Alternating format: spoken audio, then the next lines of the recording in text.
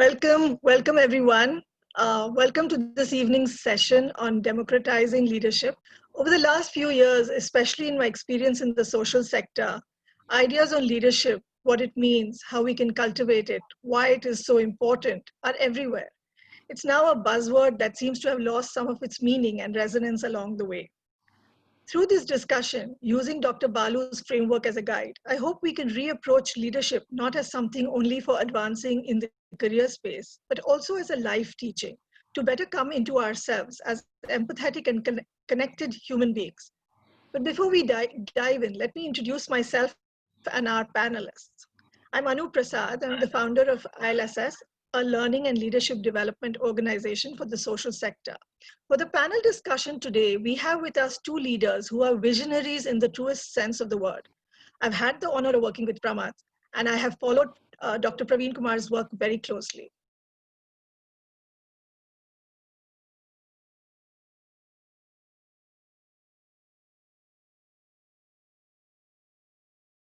Really joyous occasion for me to have both of you here. Please welcome. So I'll start with my first question, and this is for Pramath. What, Pramath, does leadership really mean to you? Could you share an example with us from your work to illustrate how you see leadership today? And how has that how's that word changed over the years for you? Thank you, Anu. Thank you very much for inviting me. I'd like to congratulate Dr. Balu for his book. I actually did read most of the book because I'm fascinated by this topic, and I think that's why you invited me here. But very quickly, leadership to me has been a journey that all of us are on, and it's never ending. I think Dr. Balu uses this analogy several times in the book of this being a journey, and there is no real destination. For me, what has changed is that, of course, like many people growing up, I used to see leadership as something which was a position, a role, something that gave you power. Unfortunately, in Hindi, the word for leadership is netritva, and it then equates to neta, which then becomes politician. So at least those of us who still think in Hindi, the word leader often means politician. And given the quality of politics in our country, that doesn't leave a lot to be aspirational about, but not to taint all politicians. I think those were some of the misgivings with one approaches leadership in the early years. But I think it's become much more, and to me, about your own journey and the fact that leadership is there in everyone. I often use the example of our mothers. if they were able to bring us up from a bundle of flesh and blood to the human beings we've become, that's a leadership act in itself for parents to bring up children in today's day and age, all the way to people who do great things and achieve great things. But to me, somehow this has become synonymous, and I think it's true for the work you are doing with the leaders for the social sector, both who are in the social sector or people from one world who want to cross over. That, and I think India needs this, that, you know, all of us need to contribute whatever leadership we have in ourselves to drive some change, some outcome in the real world. It could be small or big.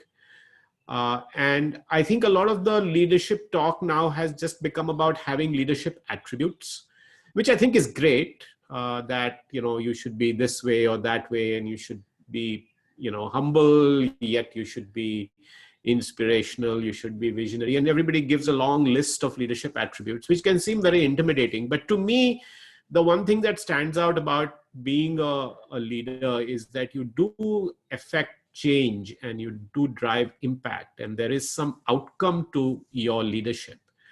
And notwithstanding all of the things that are said about not being focused on the outcome or not being focused on the result of your effort, which is the whole teaching from the Gita, and Dr. Balu refers to that as well. But I do think that in today's day and age, just making the effort, of course, you admit that sometimes you will fail, but I do think that there's a huge premium on leadership today to actually make change happen, given how much there is need to do that.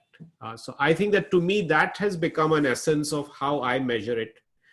And I think a lot of people see it that way also. And of course, it's not just about outcome. It's also about your impact on people and so on. I'm not going to take up all the time in describing, but to me, the outcome and the impact, I think is one of the things that has become quite important in the context that we are in. Praveen, I'd like to ask you the same question. And it's interesting that Pramath talks about the analogy of mothers being leaders, because I have followed your work and I'd love to hear what your experiences are. And can you share for the larger audience, what do you see in this word, leadership? Thank you very much. And also, I'm very happy to meet Dr. Pramath Sinha. I heard him speaking in Manthan Samvad a couple of years ago. So about Indian higher changing landscape of Indian higher education. I was so fascinated by his words and then his thoughts. And I'm also publicly thanking him for admitting 3 to 4 poorest of the poor students, but talented students from the interior parts of Telangana into Ashoka University under diversity scheme. Thank you very much, sir. You have Thank you. Great favor to poorest of the poor kids of the country, of this part of Telangana. So coming back to your question, Anu, so it has been a very fascinating, very exciting, at the same time, very risky journey for me, this leadership, the concept of leadership. We didn't know that we were leading, but we had to find solutions under intense pressure. So starting with my mom, so you have just mentioned about mom, and then Pramathji also mentioned about my mom. So my mom was a child laborer way back in 1950s when India got just independent. And only 2 teachers transformed her life beyond imagination. So from child laborer, she could become a government school student. From there, she retired as a headmistress in a government school. And today she is a proud mother of an IPS officer, an associate professor, and a doctor, and now a mother-in-law of one member of Legislative Assembly as well. So that it's like what really motivated me, the leadership skills of my mother motivated me was she was willing to sacrifice everything. When my sister died in an accident, my second sister died in an accident, so all the villagers and then my relatives, they prompted my mother, no, you should not stay in that forest area, this is a bad woman to your family. But my mom stuck to her guns, and then she stayed back in the interior Nalamala forest ranges. So, and then she served there for about 20 years, and then we were together with her. And then, but when the time came for sending the children to towns and then cities for higher education, she sacrificed all her love and affection. She was very tough, very merciless when it comes to giving the wings to the dreams of the children. So from there the journey started, and then I joined Indian Police Service, and then we landed in the conflict zone. In those days, Maoism, now we call it as Maoism. In those days, it was Naxalism. So it was in full bloom. And Telangana, as you know, Telangana is a cradle of in those days, it was a cradle of all top leadership of Maoist ranks were from Telangana. So it used to be a lot of violence. And then for us, we were in the front lines. And then for us, in those days, leadership was to save the symbols of authority, that is, revenue officers and police stations, in the front lines of conflict zone. So we were very young, and then not knowing much about the principles of leadership. So we were expected to lead from the front. So we lost some, and then it was really a very difficult journey for a youngster like us, all of us. So from there, from leading from front and then ready for any kind of sacrifice was kind of leadership. When I look back, I make a leadership out of that kind of action. But now, after 25 years of service, now for me leadership is building as many teams as possible to find a lasting solution. So with the available resources, that is a catch here. with the available resources. If I look for the resources, if I look for ideal settings, if I look for textbook kind of examples, probably I might not be able to find the solutions to the problems which are being faced by the people. So for me, the leadership is build as many teams as possible which can sustain on their own and then find the solution with available resources. So as a leader, then when my teams start operating on the ground, then as a leader, my job is to look into the strategy, find as many resources as possible, and negotiate with all the authority structures and then authority structures in the community and neighborhood on a continuous basis, and give the comfort and the resources to the teams which are operating on the grounds. That is what. So now after 26 years, my imagination of leadership is about looking forward for future. So the strategy is more important for me, at this age and at this level of experience. But when I joined the leadership ranks in the police, then it was only to find an immediate solution just to survive. That's a change of definition of leadership for me. Thanks for asking this question again. Yeah. Oh, it's fascinating, Praveen. Thanks so much for sharing. My question again to Pramath. What are the factors, both individual and institutional? And I've been a part of Ashoka, so I'm really coming from knowing that this happens, that enable ordinary people to discover their latent leadership potential, and conversely, what discourages them from expressing these qualities? So, how do you build those institutions and those individuals? And Praveen, I'd love to hear this from you as well, but I'm asking Pramath to go first. So I think as an individual, realizing that leadership is first and foremost about leading yourself before you lead others. And this is a little bit of a cliched phrase. A lot of people are using it, but I can't think of a better way to say, how do you practice leadership yourself? Is really about becoming self-aware, understanding who you are, what your strengths are, what things you don't do well, and therefore taking responsibility for constantly discovering, becoming more self-aware, motivating yourself to make the changes to yourself that are holding you back and holding your task back and so on, is really where it comes down to the individual having a growth mindset, seeing each opportunity as a leadership challenge. I think Dr. Balu in the book calls them crucibles. And it's about recognizing that this is a crucible opportunity for me to show and develop my leadership. So I think there's a whole body of thought now around individual, and I think the best way to capture is leading yourself, and I think self-leadership. I think institutionally, the biggest thing that I find that, and this again will sound cliched, is creating an environment where people are allowed to fail and screw up. And I think that's where, to answer the last part of your question, where it becomes difficult is when the organization or the individual find themselves in an organization system where you are not able to express yourself completely, where you are not able to explore the full potential. You're given a task, but there's somebody micromanaging you. You have a toxic boss. You become scared of truly doing what you want. Then you become a conformist. You then don't worry about whether you have results or not. You kind of go day to day and so on. And I think, unfortunately, even with all this talk around leadership, a lot of our organizations and individuals in those organizations are like that. I think as human beings, we will probably always face that challenge. So I think those are the two things that I would say, institutionally and individually and institutionally. I think there's a whole element of institutional leadership, which I think we can talk about later, but I think which is required to create that kind of institution that then nurtures leaders. And I think Praveen may be able to talk more about that given the role he plays. And I think he was alluding to some of that. So I'll turn it over to him to give us his remarks.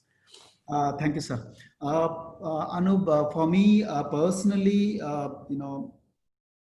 finding the purpose of life is very important to nurture a leader in us.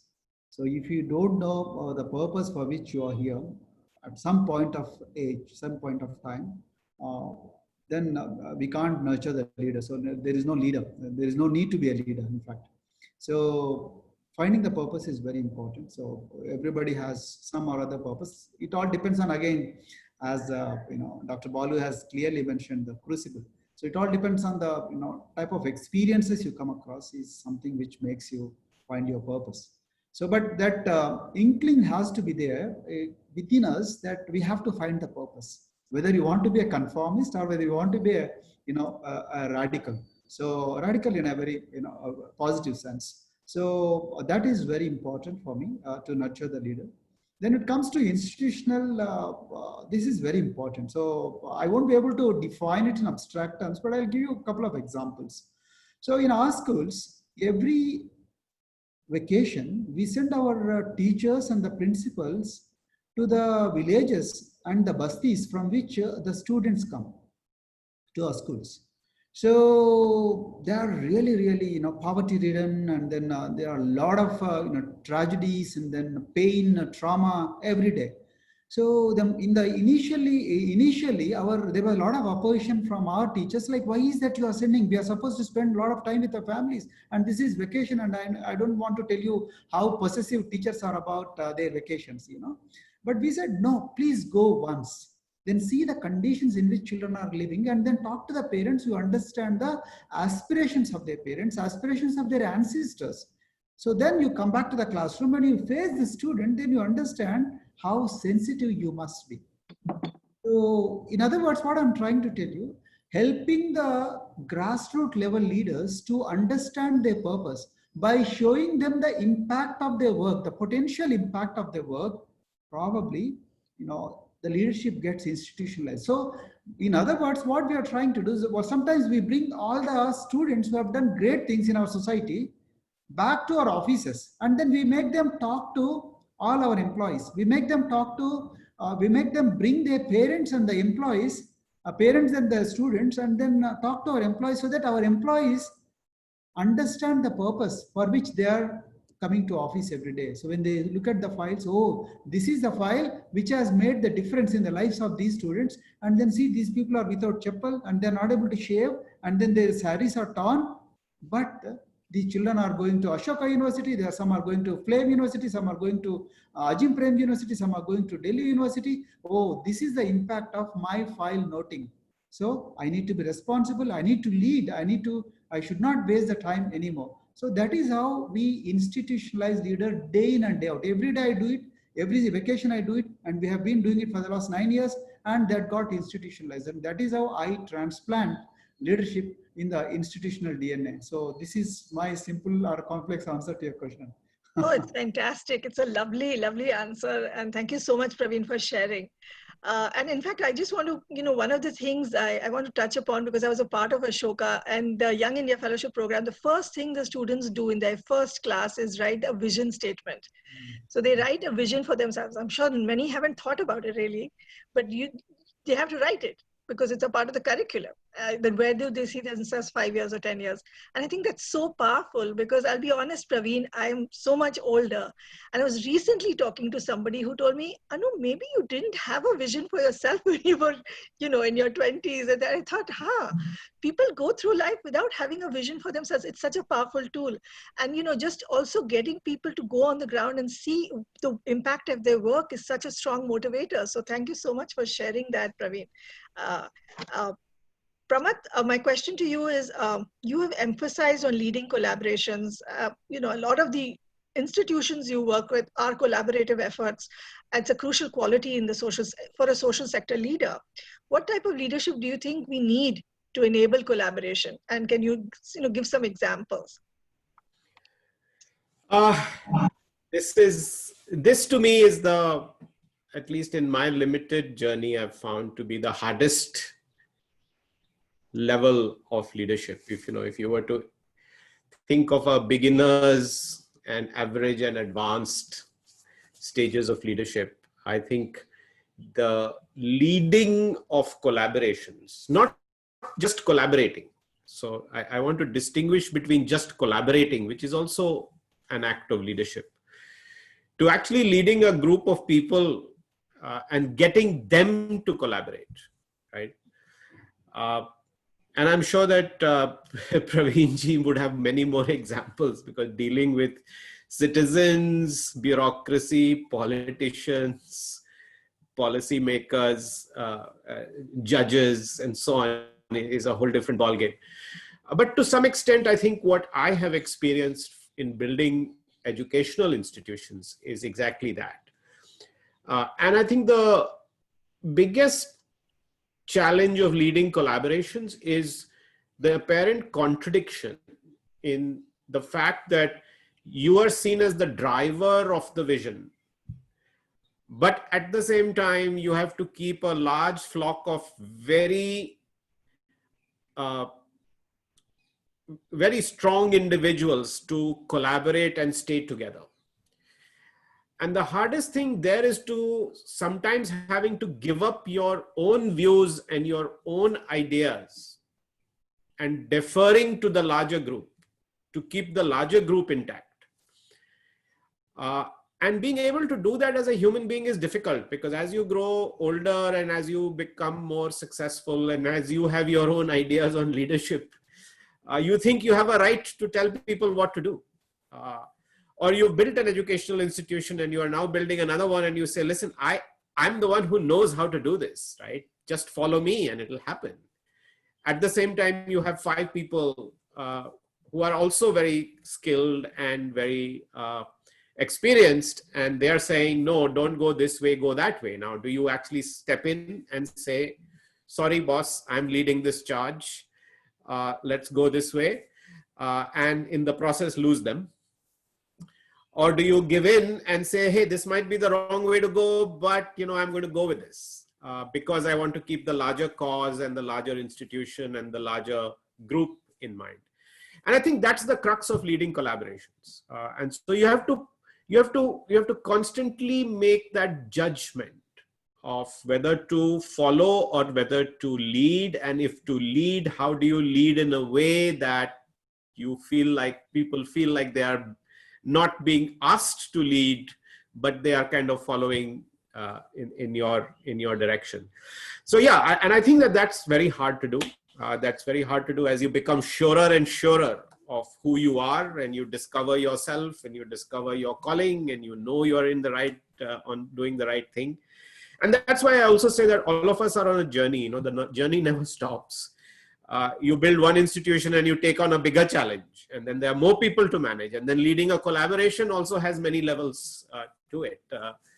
So that's, I think, a challenge that all social sector leaders face much more than leaders perhaps in corporations or enterprises. It's much harder in what Dr. Balu does or what Praveen does and what you are doing, where a very disparate and very diverse set of stakeholders with very different motivations, often conflicting ideas and motivations who need to be led. Yeah, this was one great piece of advice somebody once gave me who was talking to corporate leaders who are moving into the social sector. He said, you can have strong views, but hold them lightly. Strong views lightly held. So it stuck in my head. Praveen, I just wanted to talk to you about, school leadership. How do you work, you work extensively with schools. How do you build a leadership curriculum at the school level? Share with us some examples. And of course, I will come to the example of Purna, the 13-year-old girl who scaled Mount Everest. But, as a curriculum for school children, how do you build leadership for them? Or how do you suggest we do? Yeah. See, not necessarily for only residential schools, but even all the schools need this leadership curriculum, not through the textbooks, not through the lessons and the questions and answers, generally they follow the topics in the textbooks. Leadership is not built that way. So we have to create the structures within the school. Like school is a universe in itself. So school is a word in itself. So school, we have to create the structures and make the students participate in the activities defined in the structures. That is very important. For namesake, having a school council is not a leadership at all. So you have a school captain, you have a school vice captain, you have houses, then you have house captains and the housewife captains. No, that is only one part of it. But giving them the authority and the space to solve the problems in the schools along with the teachers is a real nurturing of leadership. So if that is not done, every school, like my children studied in one particular school, so my son became a house captain, but he doesn't know what he has to do. It's just for namesake, and then only to write in CV that I was house captain of some Topaz house. So that is not how leaders are made. So certainly we need to give a lot of challenges. We need to make them partners in the day-to-day problem solving sessions. And we need to have a lot of briefing and debriefing sessions with the students, and then open house sessions. This is one way. The second way is sharing the authority in the classrooms. Like we have teaching assistant system at as young as at the 7th class, 8th class, 9th class. Also we have teaching assistant systems. So we have students who compete with the teachers to teach the lessons. That is very important, because particularly for marginalized communities, this is extremely important. And that too, again, women are more marginalized among the marginalized. So for these people, it is very important to share the authority to handle the classrooms by coming to the podium, by coming to the stage, and then start teaching the lesson. So this is another way of doing these things. And the third is getting back to the community with so many projects. So if you don't go back to the community, then you will be a leader in the textbook, and then you will be only a leader for namesake. So you have to go back to the community, understand their problems, and come back to the classrooms and understand. Then the fourth thing is as Pramath rightly said, the collaborations. So you have to call manual scavengers, you have to call agricultural laborers, you have to call victims of sexual abuse, we have to call grandparents back to the schools and then make them share the stories. You understand the pain of the people whose voices and stories are not heard. We have a session called Lecturers of Life. So our students get exposed to the problems which we normally push under the carpet in the name of showing everything rosy. No. So a true leader is made only when he or she is exposed to the real problems of the society. So when they enter into the real world, they will be more confident than other students who are not told about these problems. So this is how we make the leaders. So not just writing in the curriculum.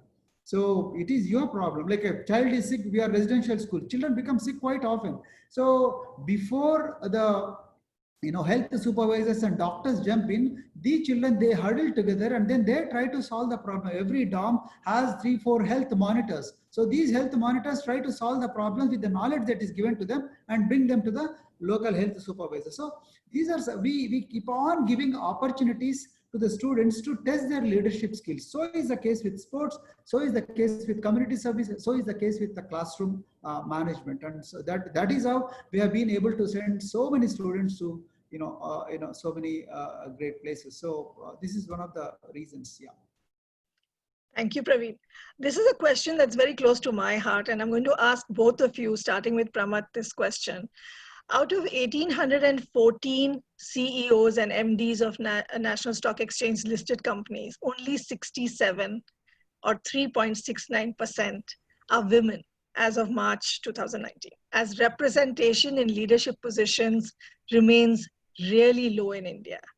How do we rethink and reimagine leadership from a gender inclusive lens?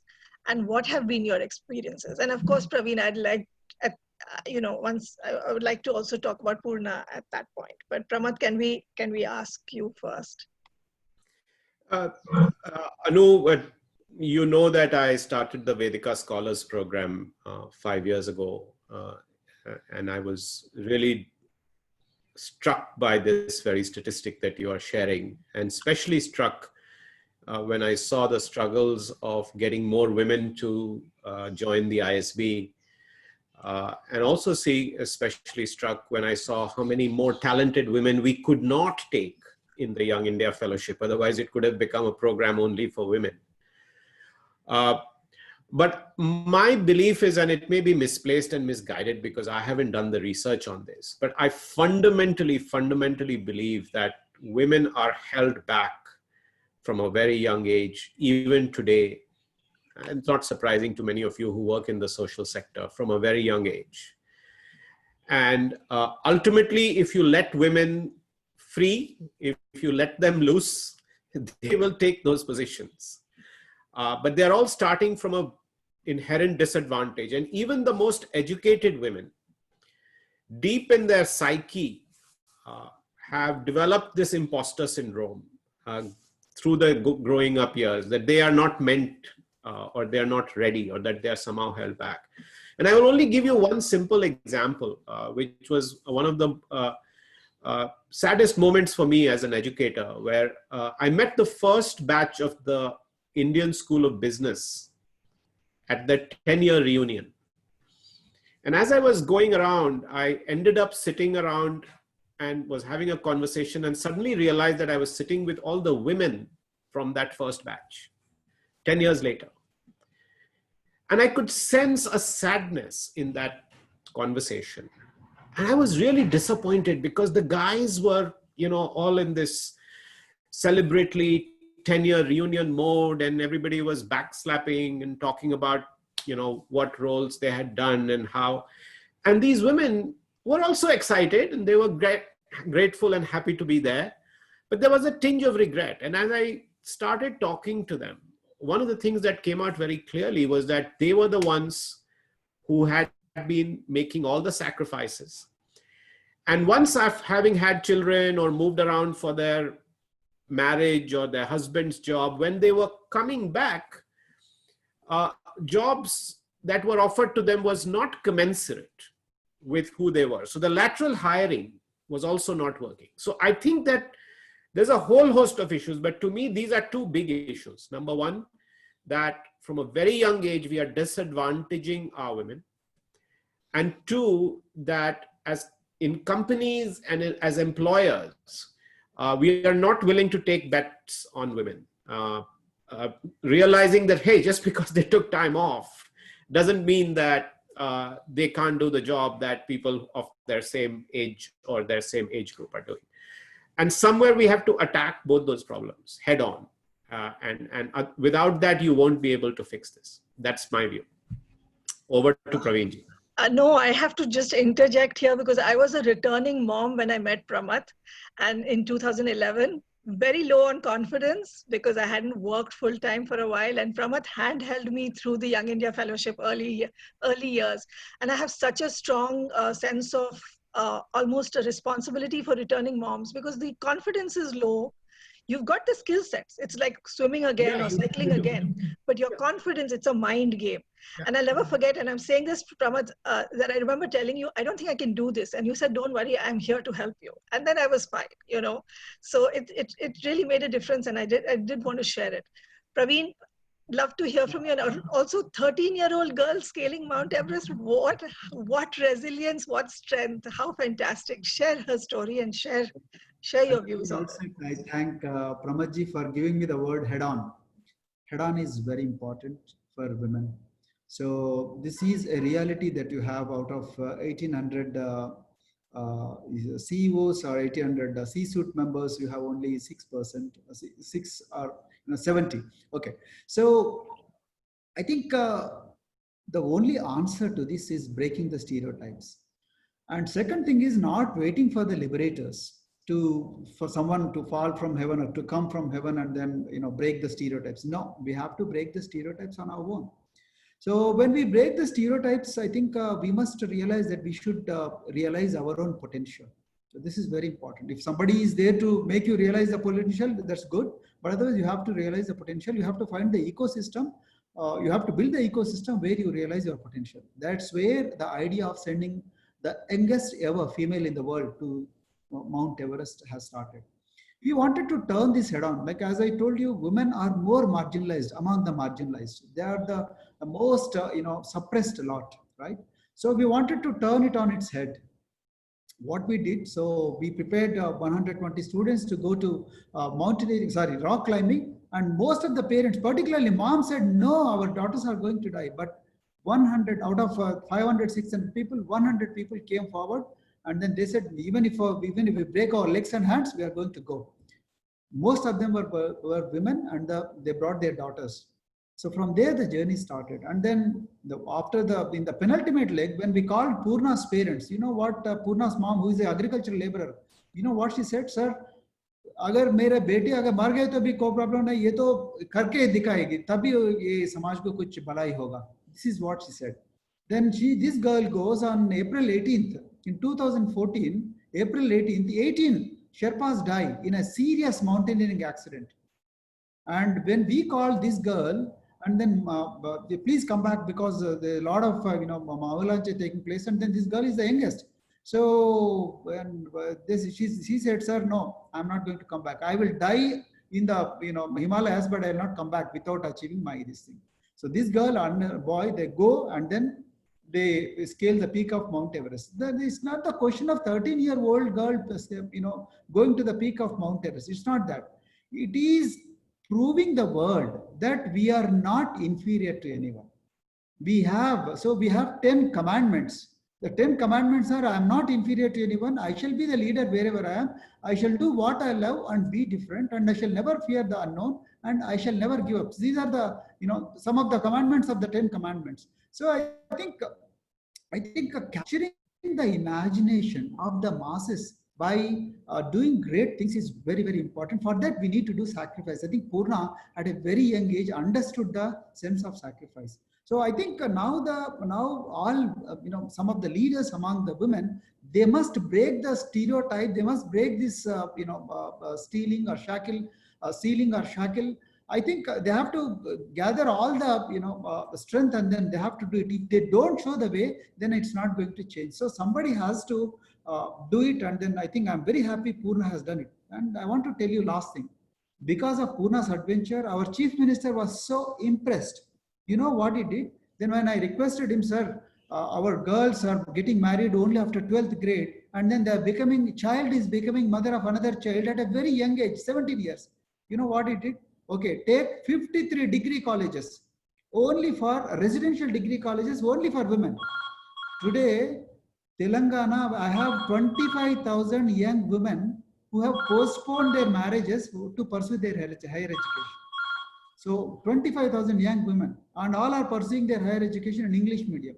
So one girl, because of her adventure, she could impress upon all policy makers in the state to invest heavily into this kind of thing. So today we need more and more Purnas, not only at mountaineering, but every areas. That is what I feel should happen. And the onus lies on us, Anuji. It is not on anybody else. We should not blame others for our failures. I think we must surge and then prove. Yeah.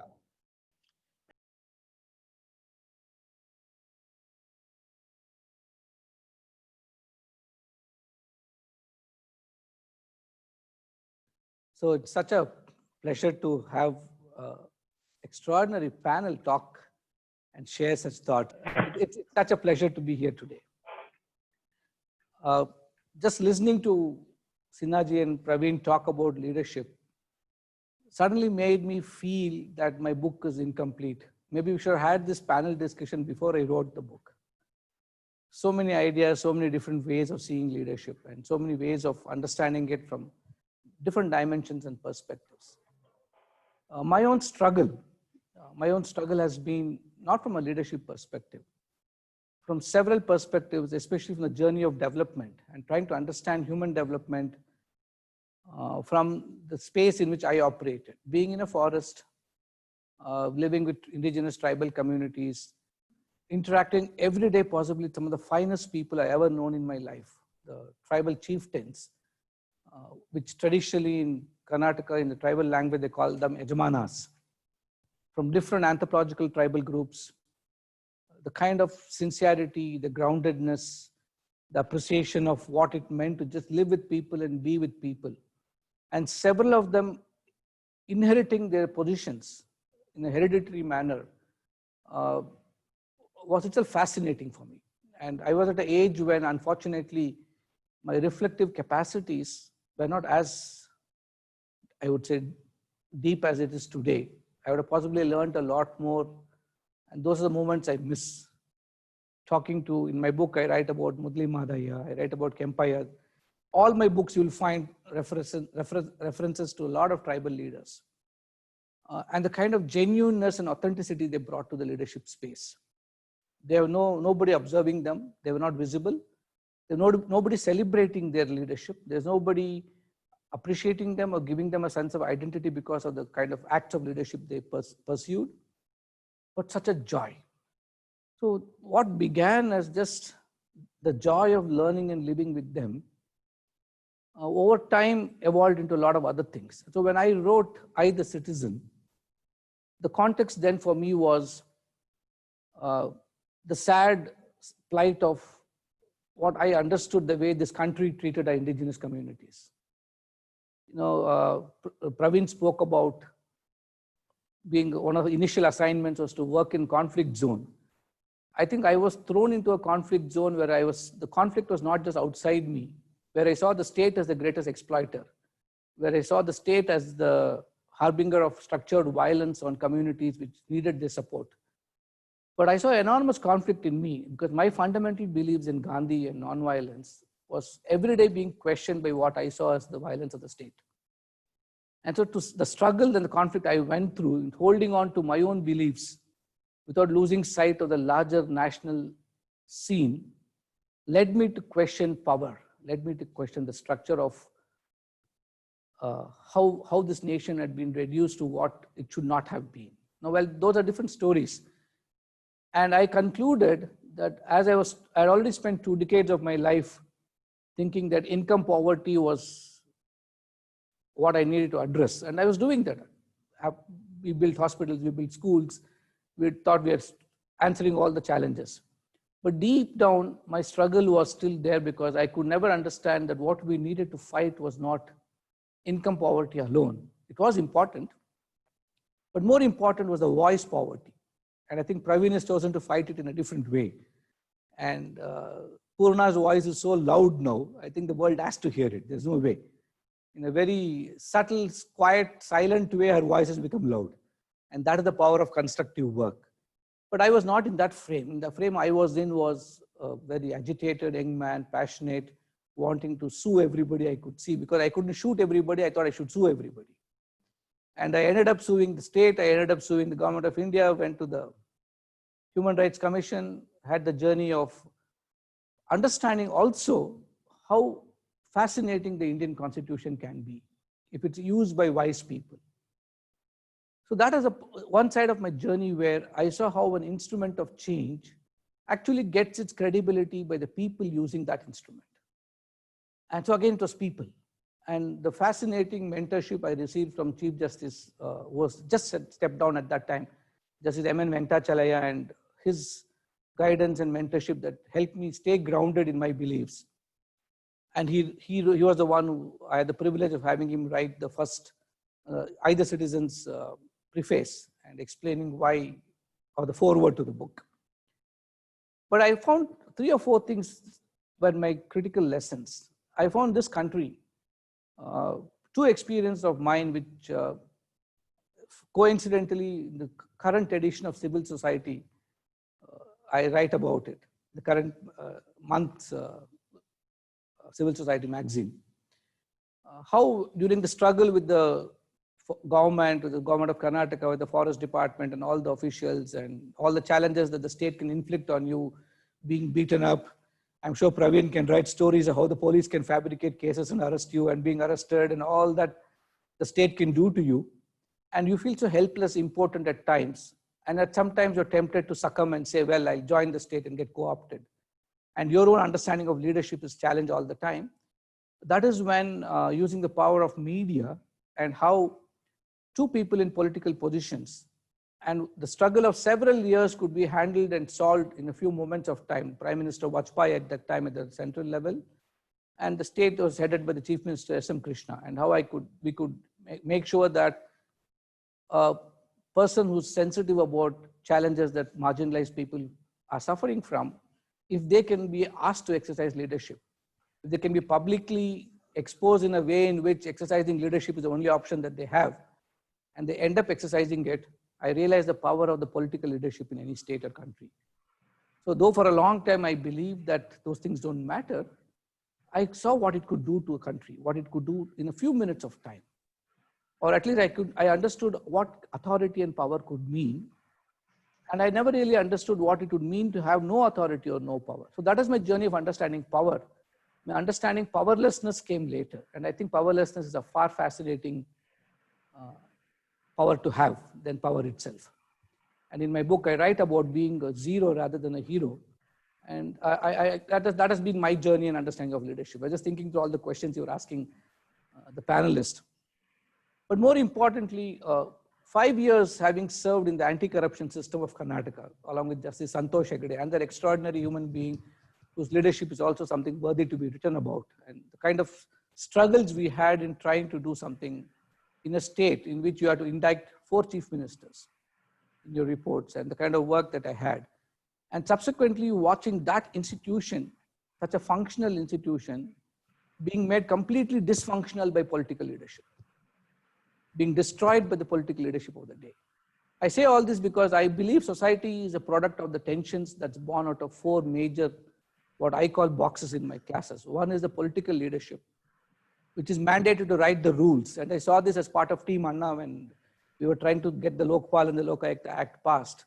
And Kapil Sibal, as the then law minister, making a comment saying laws are not made by people sitting in Jantar Mantar, but they're made by people sitting in parliament. And I saw the lack of leadership that was happening within the system of people that I was associated in the anti-corruption movement, as much as how rules are not just things which emerge out of intent of good governance, but they could emerge because of several reasons. Seeing institutions being made dysfunctional, institutions are supposed to respond to delivering on these rules.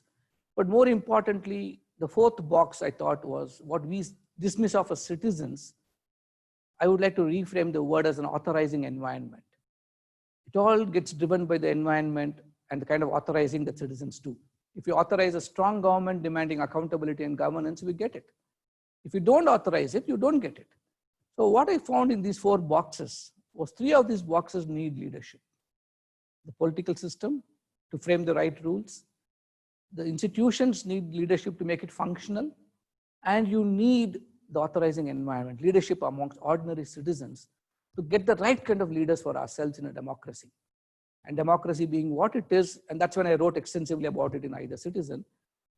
And then when I started looking at it and looked at voice poverty, and I realized the nation is structurally wired to listen to loud noises, not to sane voices. And we're seeing this around the world with increasing fake news today. You know, the nation is obsessed with the suicide of one actor or with something else. And we seem to have lost sight of the bigger challenges this country has got. And anytime you switch on the TV or you watch something, it seems to be so, looks as though 1.3 billion people have nothing else to worry about except that whether that man or his girlfriend or who are responsible. So we seem to have priorities which are not really set by voice, it's set by noise. And that's why I started looking at voices and the poverty of voice. And I thought if we can get the same elements heard and celebrated, maybe people will start taking notice. And that's how the voices from the grassroots emerged. And I thought these voices need to be heard. But in both the cases, I realized what I was struggling to portray was what I thought I had not portrayed, but I had actually subtly portrayed was leadership of these people as ordinary citizens. So I thought there's such a democratization that had happened in their own quiet ways. And if we can just bring this out and get people to understand that leadership is not something, it's not being a leader. It's about exercising leadership. And the difference is not just semantics. I think all of us love to be a leader. You know, every time I start my leadership class, either at Cornell or at IIT, I ask my students, how many of you took my class to become a leader? And pretty much everybody would lift their hands. And then I would say, by the last class, most of you will be disappointed.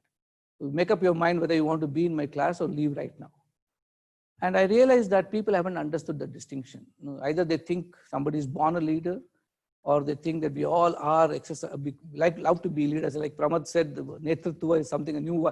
new concept I suddenly understood, and how the semantic in Hindi could just, people get to perpetually believe that they're special and they have a magic wand and they can save the generation of people around them. So I realized that that is why people don't notice these extraordinary people, because we see them as people in positions of power, positions of authority. And extraordinary leadership of Praveen is noticed and celebrated, whether I like it or not, Praveen likes it or not, because he's the ADGP of Telangana. And we somehow believe that's the only reason. And several of us who know him and his work are the ones who know the extraordinary leadership he's showing every day. And for that subtle difference, for communities to understand, I think we need to demystify leadership and celebrate it as acts of maybe ordinary people. The world dismisses of ordinary, and bring out the extraordinaries and ordinariness in all of them. And that's what I've tried to do in leadership lessons. And it's a fascinating, the word democratizing leadership itself is fascinating. Even my book is a very democratized process. When I wrote I, the Citizen, and that became popular, it got republished by Cornell University Press. It's become a textbook in several countries and universities. Something which every author loves to listen. When somebody comes and tells you your book is very good, your day is made, or your year is made sometimes. And then I had young students tell me, oh, your book is not as good as we thought.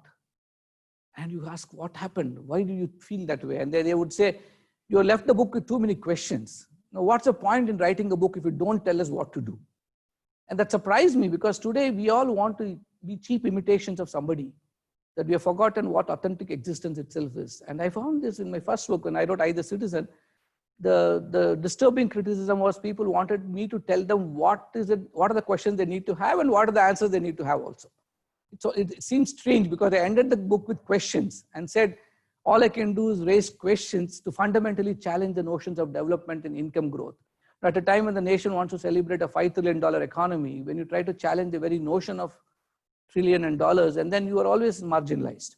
So in a sense, Praveen, several of us are marginalized. I wanted to tell you that. And in a good way, it's good to be marginalized, because that is when you start seeking to excel. And I thought, okay, I find an answer to this pressure of my readers. And so Voices from the Grassroots, I deliberately wrote this not only about the voices of the people whom I met in the grassroots, but it's also my voice when I was in the grassroots. So I interpreted some of these stories and made it in a nice way of writing it. But the critics don't stop there. So they came back to me and said, well, you've written everything what you felt, but why don't you tell us the 3-4 things that we need to take from your story as messages? And be very clear and honest about it. So I thought, oh my God, this book is also incomplete. But I'm very sure that a lot of critics will have something to say about leadership lessons also. So in this book, they're not just a way of celebrating democratized leadership.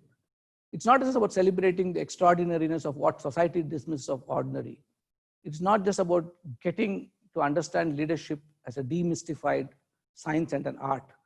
It's about real people, people who I have met, worked with, interacted, and love to learn from. So I wanted to demonstrate the extraordinary, the greatness of ordinary people. When you celebrate their extraordinariness, the self-esteem that they themselves start manifesting, and the joy that they have, and they start understanding that they're also, in a sense, leaders in their own way. And ending the book with lessons. So what I've tried to do is not just tell stories. Everybody loves to read a story, and I know I can be good at storytelling. But this book is about celebration. It's a democratized version of what the voices that I would like to communicate. And several people helped me. This book wouldn't have become a book but for all the kind of people at ILSS. When I just mentioned to Anu that I'm going to get a book out, you should do something about it, I don't think she even hesitated. At least I didn't see any hesitation. She simply said, just tell me what to do and how to go about it. Or the team at GRAAM and the kind of support I received. The several friends who, whether it's Sangeeta, who was then at ILSS, or friends like Lijo, who was possibly an extraordinary leader in his own way, and he commanded India's first nuclear submarine, and you look so ordinary and simple when you talk to him. He doesn't bring in that extraordinariness about him. He kept on bugging me to send him the manuscript so that he could edit it. People would see it as more work, but he saw it as a pleasure. Or close good friends like Hanuman, who in his own way demonstrates great leadership in environmental issues.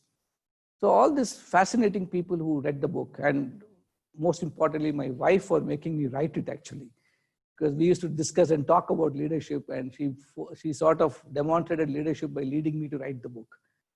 And young people have always been part of my journey, and young Georgina who could capture the meaning of what we wanted in the book.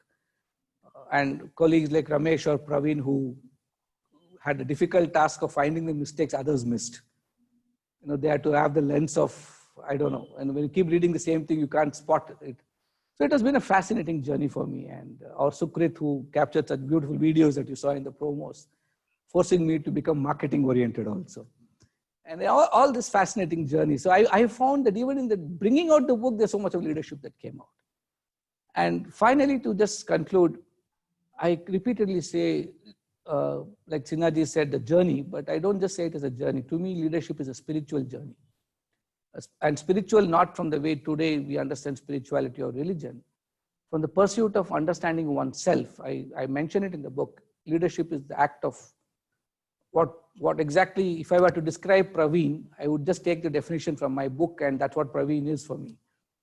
I write about leadership as an activity of mobilizing a group and their resources for doing something societally constructive amidst enormous uncertainty. And to me today, Sinha and Praveen embody this. They have been able to mobilize enormous number of people, their resources, and the genuine intent of doing something societally constructive. And I don't think they could have guaranteed success when they started out. But what you see today is that, and inspiring ourselves to still go ahead with it. So they have validated the way I've defined leadership in the book. The other way I define leadership is I've deconstructed a little more, and I talk about leadership being a process of understanding the self, the journey of diving within ourselves to know what we are, who we are, our potentials. More importantly, I keep writing the book. It's not about knowing our competences. That's easy for us to know. That's what we have universities for and keep giving grades and ranks and all that. But I talk about coming to terms with our own incompetences, understanding our own incompetence and learning to operate from the zones of our incompetence. I think the COVID crisis is a classical demonstration of the incompetence of several people whom we see as global leaders, and how this has demonstrated the incompetence of scientists, of specialists, of all the people that we can see around the world today in several spheres. So understanding our incompetence is what I write. So understanding the self, understanding others around us, and the powerful equation of the actions that bind the self to the others. And it's all situated in context.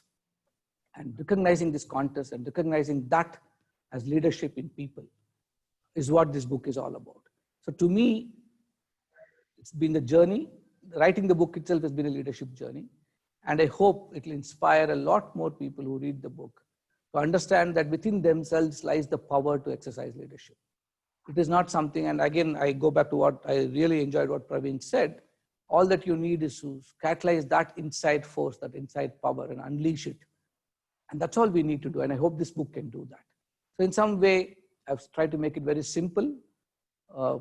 A lot of colleagues and friends around the world who had the privilege of reading the book before, or reading the manuscript before it became a book, had some very nice things to say, and we have tried to put it all together in the book. So I have had this unique privilege in the last decade, especially, to coach world leaders, and sometimes non-disclosure agreements have to be respected, and I can't mention names. Because sometimes if I mention names, there are two things that can happen. It can embarrass the so-called world leaders. It can embarrass me for having been a coach to such world leaders also. So both can happen, and I don't want to embarrass both sides of the fence. But then working with corporate CEOs, working with boards of corporations, working with nonprofit leaders, training academicians, especially in the United States, also made me believe that separating out leadership as leadership for the corporates, or leadership for social sector, or leadership for academia itself is just an administrative convenience. It's a marketing convenience. You know, you can sort of situate yourself as a specialist for a few people and market yourself. But the principles of leadership, the principles of exercising leadership, the way I've described it, are the same. And so I wanted to break those barriers and demonstrate to people that wherever we are, whatever we do, and whatever we chose to do, we can also choose to exercise leadership. We don't have to be 24/7 leaders. We can choose to exercise leadership, and that is what this book is all about. More importantly, teaching young people, 20s and 25s, gave me an opportunity to peep into the world that they dream about. and sort of validate whether these theories that I'm talking today would be valid 5 years from today, 10 years from today. Well, the future of work itself is so uncertain. Future of people leading this kind of work is going to be more uncertain. But what I really felt proud of, and I would genuinely take pride and rejoice, is when these young people come back to me and say, when they write back to me or when they come back to me and say, wow, your words finally make meaning now. Most of the time they don't tell it to me after the class, or they don't write it in the evaluation of me. But they come back 3 years later, 5 years later, or 7 years later and say, now it makes sense. I hope this book will continue to make sense 5, 10 years later, and we'll continue to have such collaborative partnerships. So to me, writing this book has been democracy in action. It's been democracy in action in the space of leadership too. So I would like to thank everybody who's been a part of this journey, and I hope to continue this journey. And before I conclude, I want to break one last myth. Somehow we always attribute leadership to the westernized notion of leadership. The more both me and Praveen have had the privilege of studying in the ivory tower of leadership, and then we think that is where leadership is spoken about and spread. Whether I learned leadership or not, I learned how little the world knows of leadership. That much I could understand from my experiences. But I feel, I think India has got a lot to offer. Not in a very political sense or in a very romanticized sense of today, but I do strongly believe and genuinely believe the scriptural wisdom, the enormous civilizational historical knowledge, and the power of what we have is not yet understood by us. We are frittering it away in useless banter and noise. If we can do some serious work, if we can understand it from evidence, if we can understand it beyond emotion, I think what we can offer the world in the space of leadership is extraordinary. And this book is an attempt to tell the West that we are a repository of knowledge, of leadership wisdom. And I hope, and possibly my next book is going to try to capture those wisdom in as evidential way as possible, and tell the world that we can be proud of having the leadership knowledge amongst us. And maybe several Indians then will be ashamed that they don't represent true leadership the way they can represent to the world. And I believe Vivekananda kept talking about India being a global messenger or a global teacher. And I believe it is these powerful messages of peace, leadership, transparency, ethics, values that goes along with the word leadership is what we can teach the rest of the world. And in that way, we'll truly make India the powerful epicenter of, in my view, the knowledge, the wisdom, and the leadership this world desperately needs today. I think this book is about celebrating people who don't spend their lives polluting the environment, who don't spend their lives contaminating the world, but truly understanding the power of partnership and pollinating the world with sound, good, constructive, positive ideas. And if people can take that message, I think my job would be done. So thank you, Anu and Basuraj, and all the people who work together to make this event what it is. And more importantly, I should say not just my day, but the history of leadership lessons has been made with having Pramath ji and Praveen also participate in such a wonderful panel. Thank you again.